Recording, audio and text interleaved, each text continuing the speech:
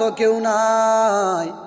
আমি অনেক দিন যাবৎ দেখতেছি কিছু মানুষে প্রবাসীদেরকে নিয়ে অনেক কটূক্তি করে রে।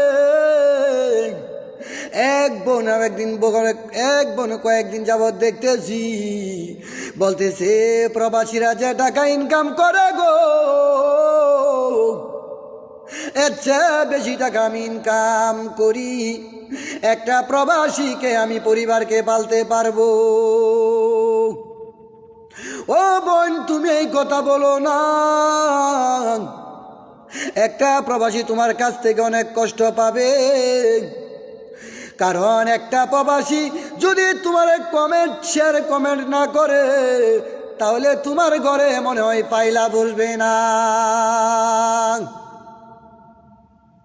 এই জন্য বলি সাবধান, প্রবাসীদেরকে কিছু বলুন।